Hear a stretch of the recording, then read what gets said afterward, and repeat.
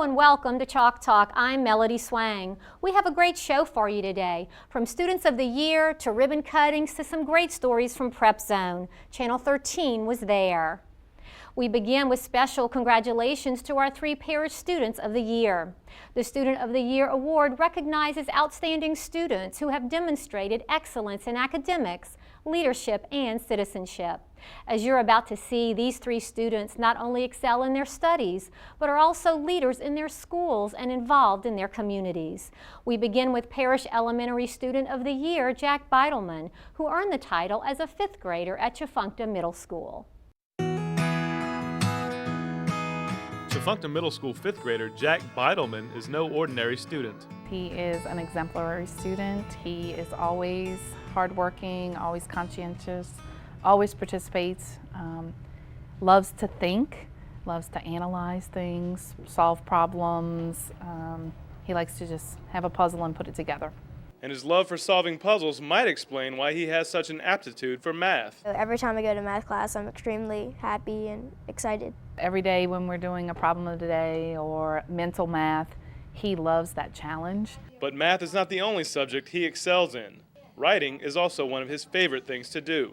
It just gives me that ability to express my feelings or create things that couldn't be created in real life. Jack is also thinking ahead about what he wants to do in the future. I also want to be some type of political figure, and that includes president, governor, senate, anything like that. Principal Laura Norsworthy agrees that Jack can do anything he puts his mind to. You know, one of his interests is politics, and I have a feeling I might be voting for Jack one day. As a member of the Student Government Association, Jack is getting some early political training. I'm actually the SGA's recording secretary. We also recently just got new equipment for outside, and the SGA is also in charge of picking up that and cleaning it up. With his exemplary work ethic and positive attitude, this Tchefuncte Gator has a lot going for him. He's a leader, and he is a role model. He has that great smile and that great outgoing personality. Jack knows he has the support of his loving family. The whole time, after the interviews and I was really stressed, they'd always just calm me down, hug me, and it just gave me that feeling that even if I lose, I'm still winning.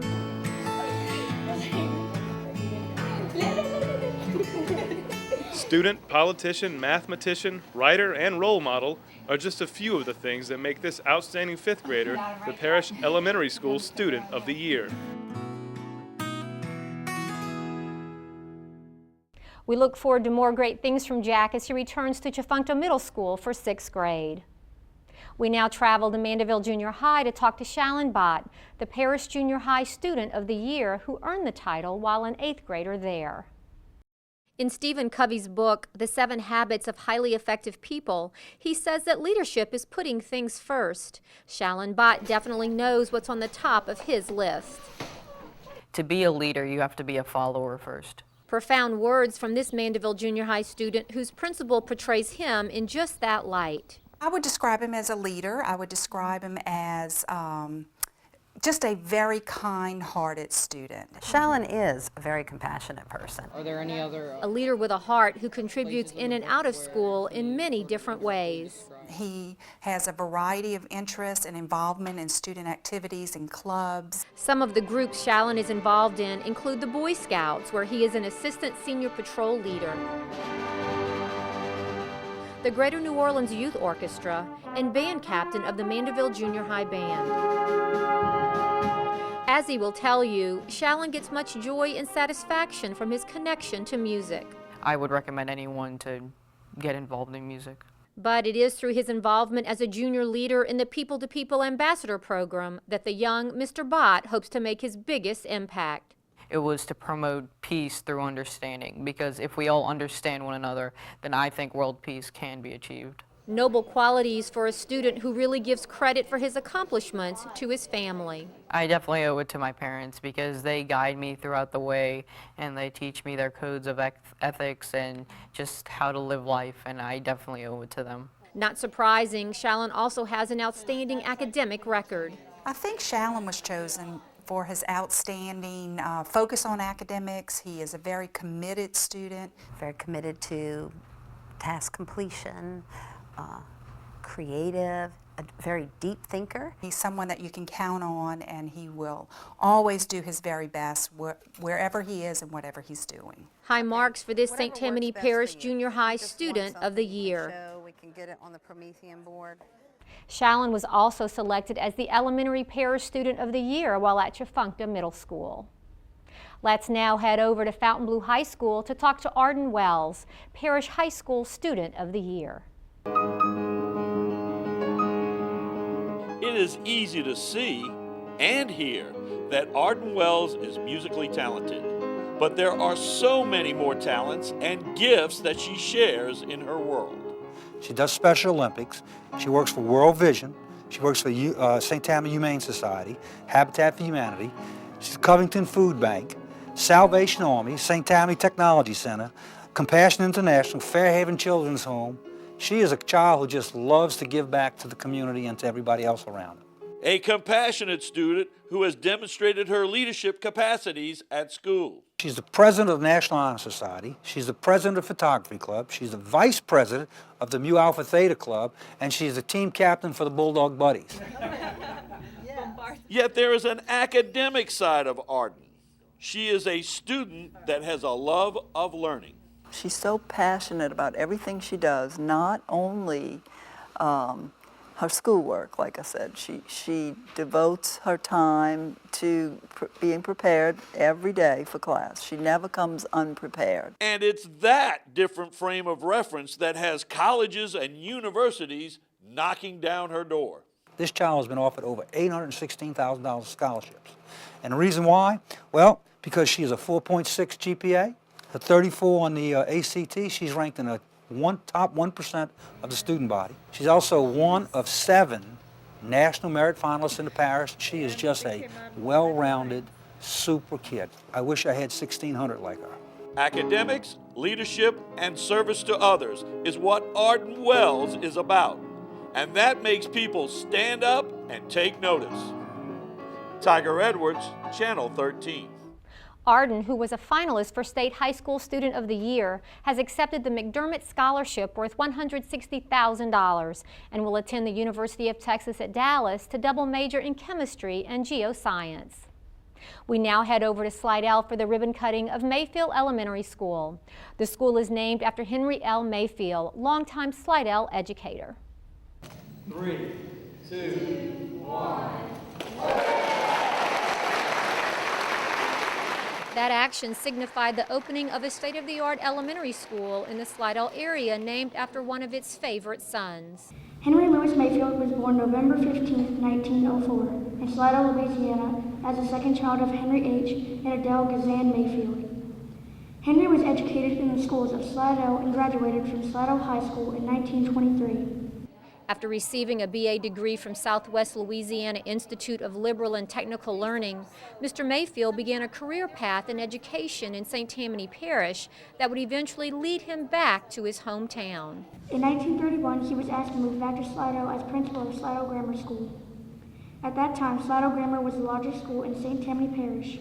Mayfield moved from principal to supervisor to assistant superintendent and was a major force in creating a variety of programs in the central office throughout his stellar career. Henry Mayfield was an academic leader in the St. Tammany Parish public school system.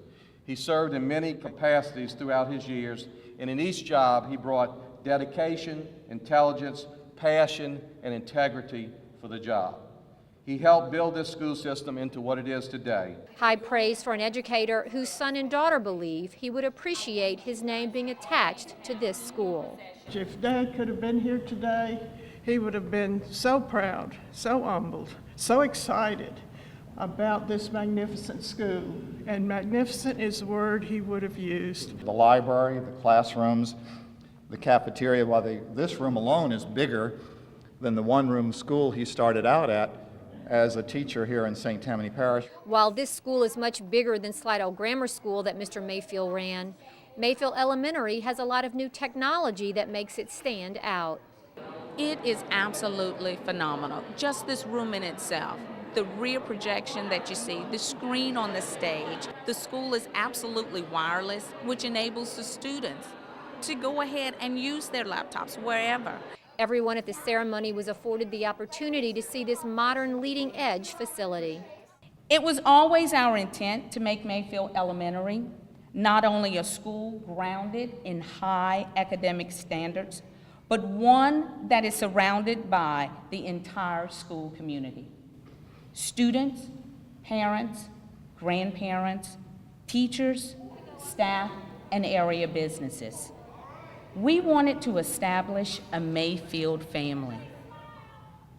As we are joined with Mr. Mayfield's family, today, I truly believe our circle is complete.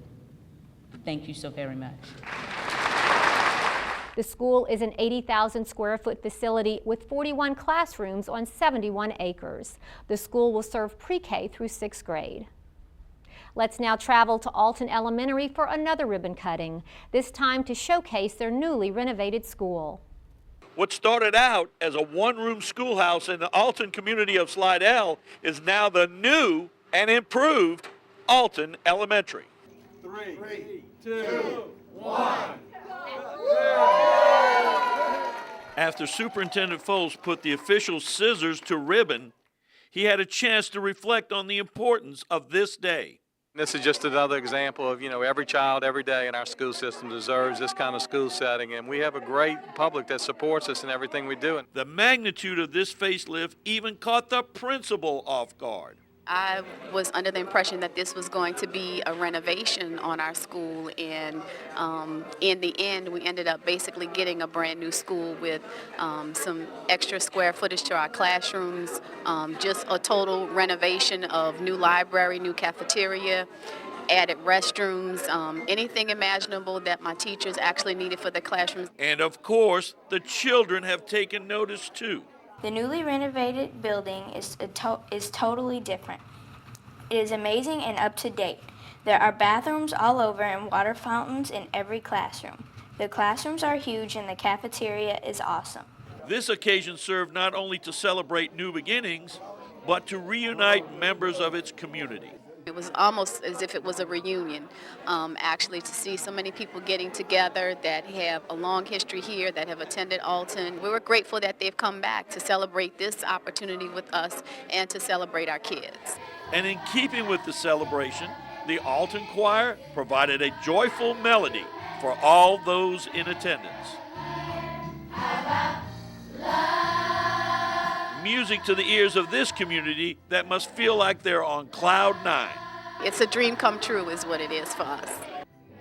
Tiger Edwards, Channel 13.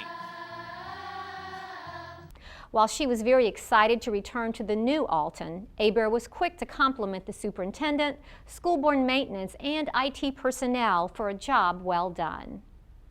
Now to Covington, to a ribbon cutting at Pitcher Junior High, where students, community members, and school system administrators gathered to celebrate their newly renovated school.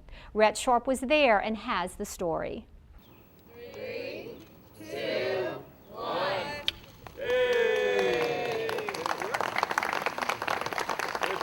Well, here's another example of the community supporting our school system. Gave us the funds in 2008 to build this, and we're finished the product, and I think it's something everyone's very proud of. And it appears that the students loved the changes. They were just ecstatic. I mean, I think that they were awestruck because everything was so new. Behind this beautiful front entrance, there are many other additions that students can be proud of, such as a spacious library facility, new lockers, and a state-of-the-art broadcasting class. We now have a home ec lab that we didn't have before. We now have a specific science lab that we didn't have before. So they've enjoyed making use of those labs, as well as the spacious classrooms and the technology that's available in the classrooms for them. Despite all the changes here at William Pitcher Junior High School, these oak trees behind me stand as a constant reminder and a gathering spot for students all the way back to 1925. Well, this has always been the place where the students would gather before school and during lunch. It's got such a rich history of the schools that it once was, Covington High School, Lyon High School, and now Pitcher Junior High. Old and now new, this school has a way of staying with you, whether you're a student or a teacher, like Melissa Stroud, who was here when Pitcher opened. Now, I still feel like I belong here. You know, it hasn't gotten out of my blood yet. Rhett Sharp, Channel 13. The school is named after William Pitcher, who was superintendent of the district for 30 years and during that time opened 29 schools. Channel 13 also sent a crew out to Fairview Riverside State Park to capture Mandeville Middle School 4th graders participating in a program that highlighted plant science. These hands-on activities helped provide students with a frame of reference for their study of science. Can Slick the Slug help Mandeville Middle 4th graders meet grade level expectations? How did those people get oxygen to breathe? That was the challenge for these students as they moved about the 7 stations set up for them. They complete a little booklet. It's Into the Garden. It's actually the diary of a garden slug, Slick the garden slug. And they go to each station and they complete different questions here to meet certain grade level expectations. And this helps them with their upcoming LEAP test. But before these students arrived out at the park, they were provided curriculum information in their classes. The teachers have been teaching all year long, but we really felt like this was a good opportunity to get them out into nature and out into the experience of it right before the testing. We're going to look at how trees grow. They have background information because they're learning about life cycles and ecosystems and science, so it's really coming alive for them. Alive in such a way that it will help to deepen the understanding by these students. Now notice he's not completely formed yet. They're able to have hands-on experience on the things that they're learning in their textbooks. They're able to see the butterflies. They're able to see the plants up close. And I think a child all of us will remember their experience and remember the details better if it's something hands-on, something they can actually participate in. When students are allowed to see it, feel it, they're going to remember it. Who better to help them learn and remember than a group of master gardeners? We have all of these master gardeners willing to come and give their time and help us to teach these children about different aspects of gardening plant science. Bearing in mind all the information being delivered, what is the main function of a leaf? To make food. Just how do students feel about today's program? It's really fun because LEAP's coming soon, and so it's helping us learn about science and all different kinds of stuff. I think it's fun. It helps us learn a lot more, maybe about metamorphosis. Learning over here is very fun because there's a lot of activities and stuff to do. No wonder Slick the Slug has a smile on his face. Learning can be fun. The park looks forward to participating in more of these school-related activities. Honey Island students in Slidell participated in a nationwide event called One Day Without Shoes, designed to raise awareness of those less fortunate. Tiger Edwards brings us the story. Delilah Brown is in no shortage of footwear. Yes, I have lots of shoes. But she is the exception. I didn't really think of how many people would not have shoes. I thought everybody would have shoes. In fact, 300 million children across the world are without shoes. And for many, no shoes means no education, and even worse. And they have to walk miles without shoes, and they get cuts and infections and all that stuff. According to a 2010 Child Fund study, 15% of school-aged children in developing countries have hookworm, ringworm, and other parasitic diseases due to bare feet. So the students at Honey Island Elementary put themselves in the shoes of those who are without them. We're going to walk around the parking lot of the school without shoes. Because there's kids around the world who don't have shoes, and we're experimenting what it would be like to be them. You don't realize until you go one entire day without shoes how important it is to be able to have shoes on your feet. I mean, I stepped on rocks this morning, sticker balls, they hurt. And I think today we can show our kindness to them by empathizing by not wearing shoes. These students were not alone. In fact, April 10th, A Day Without Shoes, is an annual nationwide event by Tom Shoes to raise awareness for those who are in so much need. They don't care if it's got a Nike check on it or, you know, if it's red or green or whatever. They're so happy to be able to wake up and be able to walk to go find water or to be able to go to school and not step on rocks. I do think it's very important for the children, especially here in the United States, to have an awareness of how fortunate we are to live here, how only our needs aren't met, but also our wants are met. And if one child can walk away thinking, I can make a difference because of something I experienced today, that would just make my day. Tiger Edwards, Channel 13. This event is sponsored annually by Tom's Shoes, an organization that donates 1 pair of shoes for every pair purchased. Students in Mr. Hinkle's drafting classes at Lakeshore and Fontainebleau High got together to present their senior projects before a panel of community leaders. The Avalon project allows for students to develop design concepts in their drafting classes. I made the wheel concept to go. Cliff Hinkle is in awe of his students, and it doesn't take long to see why. The work these kids do is magical. It's astonishing. The overall intelligence level of our students in this program is very, very high, perhaps some of the best in the United States seen here today. The advanced drafting classes from Fontainebleau and Lakeshore High were on display, showing off the hypothetical, mythical city they call Avalon. My project is the Avalon community, Avalon called Avalon Heights, and it offers 2 types of residential housing, and they're both energy efficient. One minute you look at them and say, oh, that's never could happen. Then when you start thinking about it, like, wow, if this did happen, how impressive would it be? So, I mean, they're thinking outside the box. They're being very creative in what they're doing. Mr. Hinkle just enables these children with so many tools and allows their imagination to go. While these students build on past Avalon projects, they work in the present to prepare for the future. Many of my students leave to go to engineering schools around the country as a testament to their performance and the education that this school system and this school gives them. I am going to Florida Institute of Technology in Melbourne, Florida, and I'm going to be majoring in biomedical engineering, which basically contains knowledge of making prosthetics and such things, which I also need drafting knowledge to do to lay out ideas and lay out my plans for making prosthetics. But for Hinkle, there's a bigger message. I hope that these students take away from this process is that they can dream big ideas and then make them work. Reporting from Fontainebleau High, Tiger Edwards, Channel 13. Superintendent Foss also said he was impressed with the passion the students showed during their presentations. For our next story, we go into the prep zone where Channel 13 followed the Salmen girls basketball team all the way to the LHSAA Class 4A state championship game. Tiger Edwards was on hand for an in-game report on the Lady Spartans.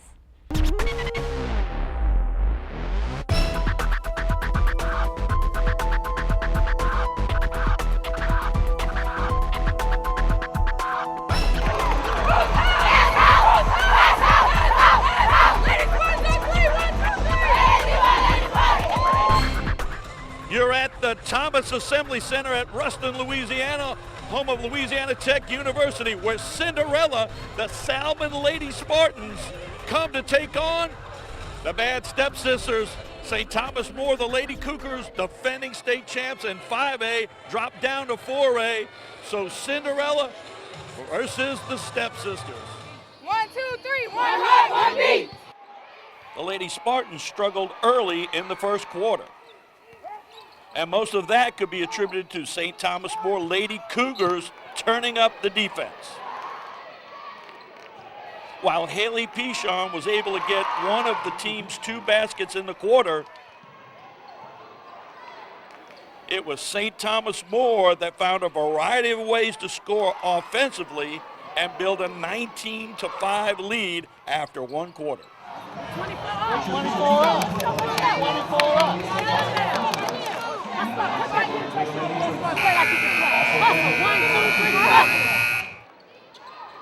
Midway through the second quarter, the young Salmen squad found their offensive comfort zone, going on an 8-0 run to cut the deficit to 8 at 23-15. But the Lady Cougars countered and went on a 7-0 run of their own, fueled by their defense. With 6'4" freshman Kalani Brown on the bench in foul trouble in the first quarter, the St.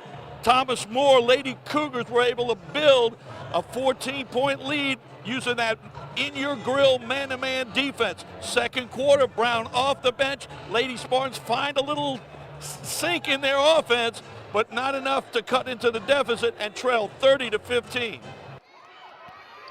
Salmen opened the second half with a 7-0 run to close the Lady Cougar lead back to 8. But the defending state champs countered with a stingy defense and some deft shooting to run back out a big lead. Samara Dingasueo's three-pointer at the end of the quarter made it 43-27 St. Thomas More. If it works, we'll do it again, all right? Let's see what happens. While Megan Brown scored quickly off the inbounds to start the fourth and final quarter, St. Thomas More continued to dominate inside and out, closing out the game with a 56-39 margin of victory. The clock struck midnight for the Cinderella Lady Spartans, but it was the St. Thomas More Lady Cougars who took home the glass slipper, leaving Spartan Nation with the knowledge that regardless of the outcome of this game, this young team had a great season. Tiger Edwards, Channel 13. We'll continue to look for good things from Coach Anderson's ladies in 2013. He will have 4 of the 5 starters returning, along with some key reserves that should bolster the chances of another big run through the playoffs. The boys basketball team at Boyet Junior High completed its second straight undefeated season and won their district and district tournament championships for the 3rd straight year. Tiger Edwards goes inside this winning team's program to unlock the keys to their success.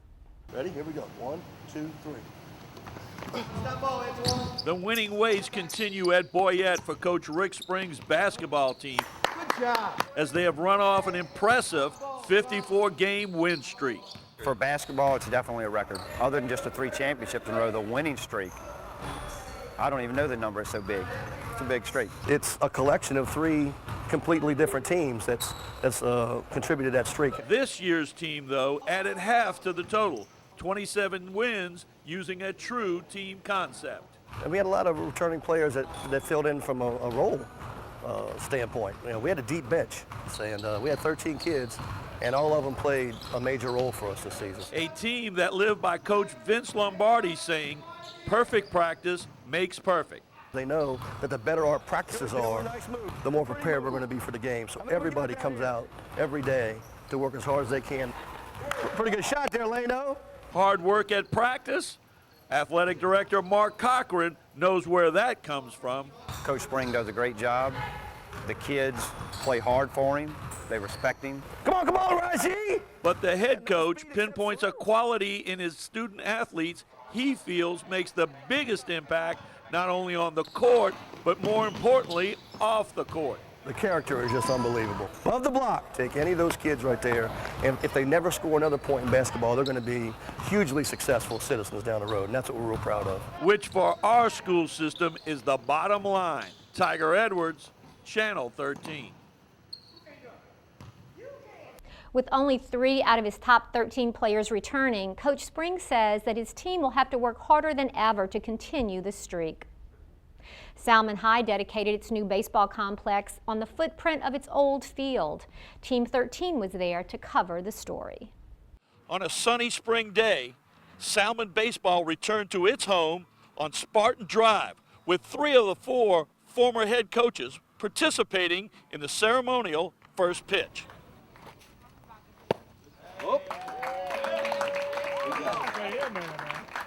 While this was a day to celebrate, it was also a day to reflect on the fact that this field served as land upon which the temporary Salmen High was located following the hurricane.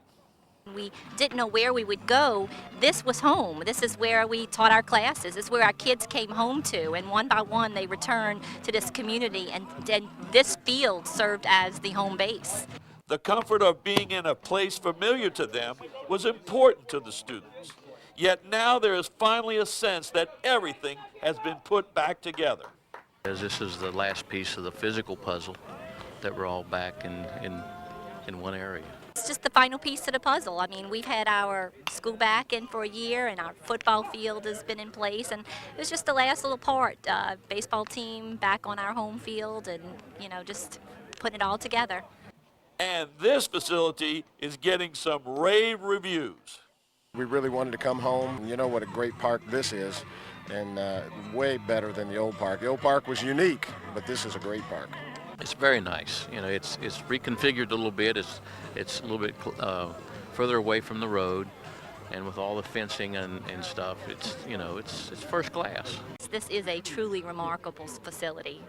After all that has transpired at this school over the last 6 years, it is fitting then that the last part of the physical footprint of this sparkling new school be a diamond, a baseball diamond.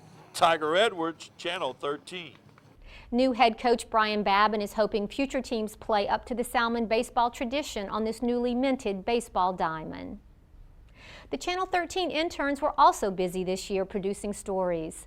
Kristen Althouse brings us the following story about Amplify, an organization that works to support healthy lifestyle choices.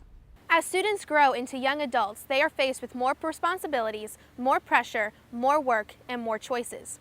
Amplify Youth, a nonprofit organization in St. Tammany Parish, embraces all types of high school students and helps them make good choices. It helps you make good decisions, and that's so important because there's so much peer pressure and you need something to counteract that, and that's what Amplify does. We just live a healthy lifestyle and promote good decision making. This organization includes over 100 high school students throughout the parish who are determined to make a difference in the community by reaching out to local schools to inform them of the dangerous consequences of bad choices with a student-driven performance designed to entertain students and deliver a very valuable message.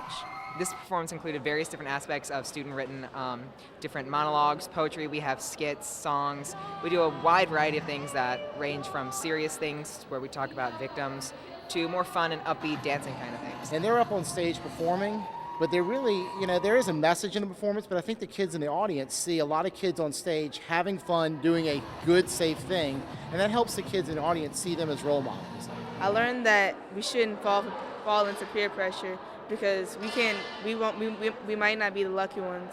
To not just go with your friends' thing, to go and do your own thing and be with the good people. This performance is the most public part of Amplify Youth, but it is not the only thing Amplify does. The kids who are in Amplify Youth aren't really focused on just the performance. They are in Amplify because it helps them stay drug-free. They surround themselves with other kids who are making good choices as well. So they do all kind of socials and fun activities and community service projects and just all kind of activities just to hang around with other teenagers who are making good choices. A lot of times we'll dress up and we'll have some kind of like costume party of some sort, and we have a bunch of food and games, and sometimes during the summer we'll have swimming, and it's just a party and where you don't have to feel like you have to drink to have fun.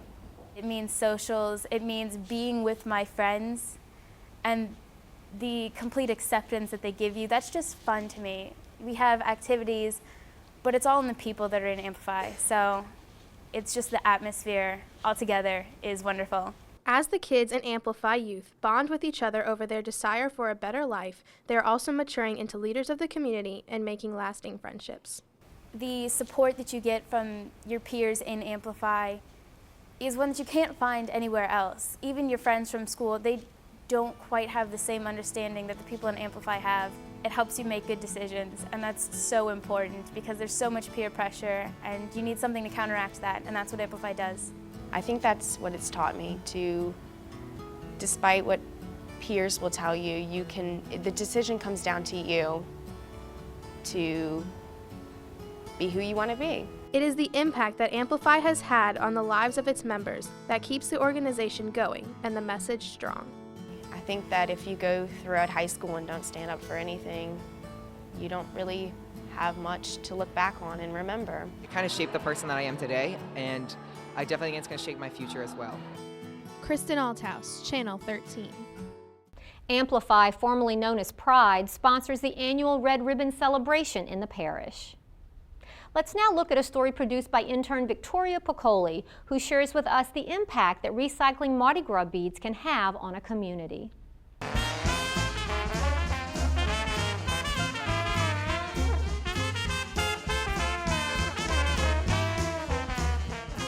phrases, throw me something, mister. But what happens to these beads after they're caught? Let's find out. The carnival beads you caught this year could be the same ones you caught last year. Why? Because Fontainebleau High School special education students sort and resell them as a part of their vocational training. Now, in its 5th successful year, the idea for this enjoyable education project actually came from a carnival crew member. It's really neat how this started. I had a teacher who worked down the hall who is a member of TOEF, and he said, do you think your students would like to sort some beads? They can practice colors and matching and patterns. And I said, sure, that'd be a great idea. Okay. How many do you have? 1, 2, so we do sort the beads according to colors, according to lengths, according to sizes. That skill doesn't seem to be very difficult for the average teenager, and you might not even realize that you use that skill in the real world. The students that are in my class are students with special needs who will probably always need some type of support when they exit the school system. So our goal in class is to train them vocationally and how to be as independent as possible in living situations. When I first came here, I didn't know how to count in 12 beads, but since I've been here, Miss Aber now teach me how to count 12 beads. I know how to do it now, so it's a lot easier for me to keep going at it. But where do the beads come from? We get our beads from donations from the community. Right now we have a competition at school where the students are competing in a mark event, so classes are competing against each other, bringing in the most amount of beads per pound. The project also teaches the students valuable life lessons by allowing them to gain experience with the community and develop skills that will help them in the future. It's like a prep skill that they're learning here in the classroom that they can take with them into a possible vocational setting when they exit the school system. Put them in the box, and we sell them to the people. So typically it's just members in the community. Most people live on this side of the lake, and they're either in a New Orleans crew or a Slidell crew or a Covington crew. So the next time you say, throw me something, mister, remember that the beads you caught may have helped put some students on the path to success. Victoria Piccoli, Channel 13. Numerous local Mardi Gras crew members support the program by purchasing these recycled beads. Intern Caitlin Morey goes behind the scenes at Fontainebleau High to share with us the many facets of a theatrical production. Lights, costumes, makeup, actors. We're not talking about Broadway. We're talking about Fontainebleau High School's theater program. So how does a high school take a play script and turn it into a production in only 3 months? This is where it all begins, with a stage, a set, and a lot of dedicated people. Fontainebleau produces 3 plays a year, one in the fall, 1 children's show that is directed by a student in the winter, and 1 spring show. Many people don't see how much work goes into producing a play. They don't even know how many elements go into making it happen. And we have people in the booth who have to run the lights and run the sound, people that have to run the spotlight. We have people that are working backstage, the crew moving set pieces and helping actors with costume changes. All these people on the headsets making it all happen. It's all this attention to detail that really makes a show special. If you have a good lighting design where the colors match and the intensity matches and it adds to the mood, it really comes out and makes a big difference on the way the show looks. When we're creating a set, we have to take into consideration what we want the audience to believe. I tell this to our stagecraft kids. I tell them, if you can think about it, if you can dream it, if you really want it, we can build it. This particular semester I had in my stagecraft class, I just had a really outstanding group of young ladies who were great artists. And I had them design costumes. Makeup design too, I've got some real good kids working on makeup design. The opportunity to work on all parts of production helps the students prepare for their futures. It's a total package for our kids. You are definitely going to have opportunities to learn how to do this thing from the top to the bottom. As these students do the things they love, they are also building towards their futures and learning if you work hard, you can accomplish anything.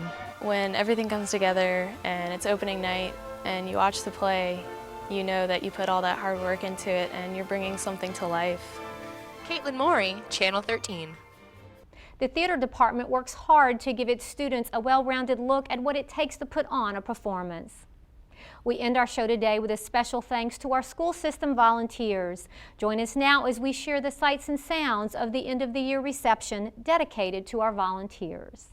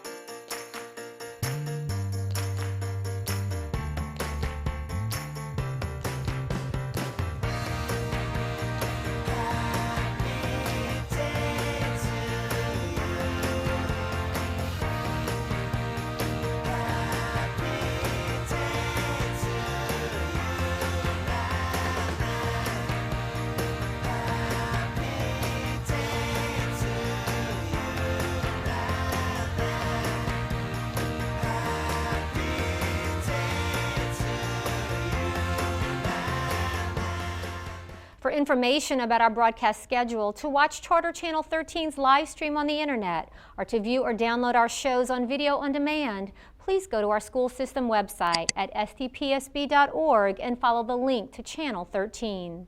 For AT&T UVerse subscribers, you can find us on both the North Shore and the South Shore on Channel 99. Thanks for watching this edition of Chalk Talk. Join us next time for another great show.